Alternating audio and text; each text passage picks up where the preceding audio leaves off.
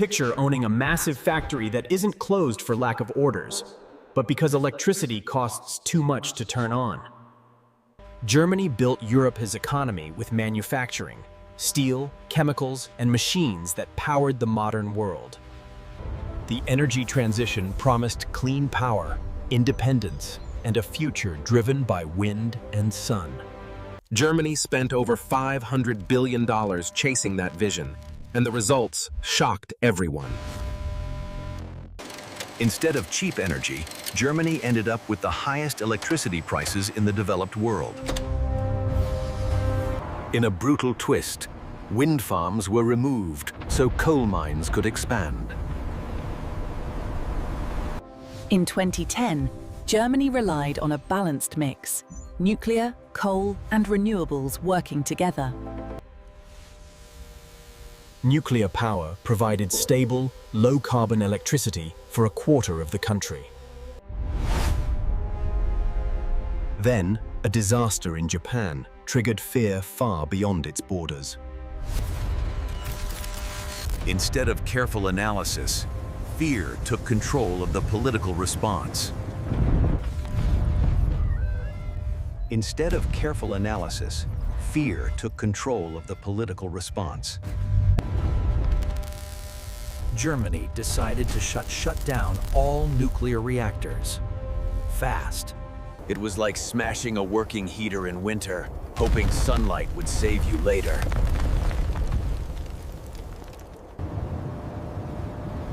Renewables weren't adding power. They were replacing what already worked. Electricity prices climbed to nearly triple those in the United States. After all that spending, emissions barely changed for years.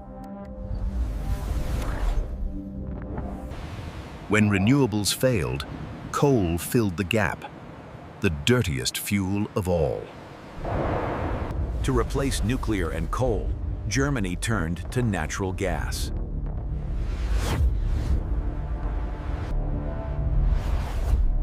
Over half of Germany's gas came from one source: Russia. Neighboring countries warned this dependency was dangerous. When war erupted, gas prices exploded almost overnight. Energy bills multiplied so fast that factories simply shut down. The government spent billions just to prevent collapse.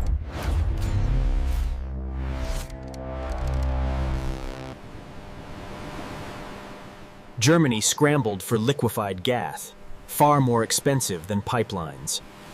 The era of cheap German manufacturing quietly ended.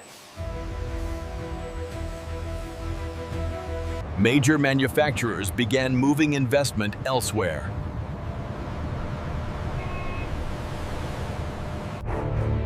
One chemical site alone consumed as much gas as a small country.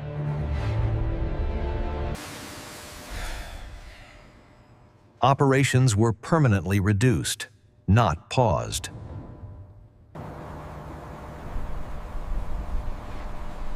New factories were built where energy was cheaper. This wasn't transformation. It was deindustrialization. Power was produced in the north, but couldn't reach factories in the south.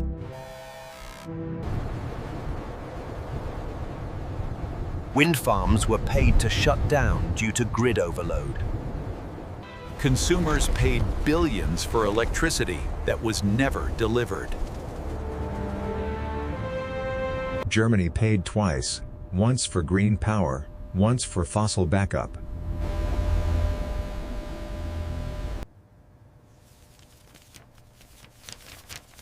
Household energy bills doubled in just a few years. The next plan targeted home heating. Heat pumps were pushed as the solution.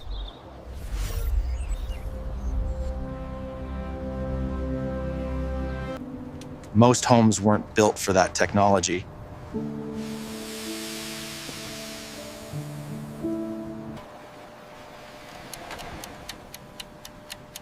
Upgrades could cost tens of thousands per home.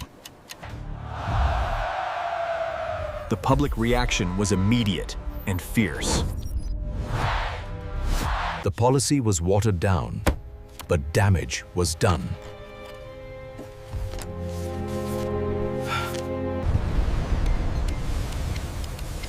Emissions dropped because factories stopped running. Germany's grid became far dirtier than nuclear-powered neighbors. Electric cars were charged using coal-heavy electricity. By 2025, growth stalled and confidence faded. Other countries watched and chose a different path. Energy policy must follow physics, not wishful thinking. Germany paid the price, so others might learn for free. This story doesn't end here. Just across the border, a very different energy strategy is quietly winning. While some nations gamble on weather, others built systems designed for stability. One country chose reliability first and let emissions fall naturally.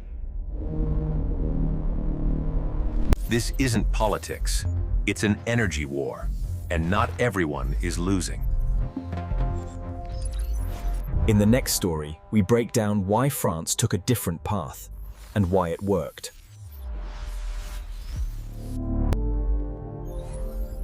When ideology meets physics, physics always wins. This was the failure. Next time, we show you the solution. I'll see you in the next one.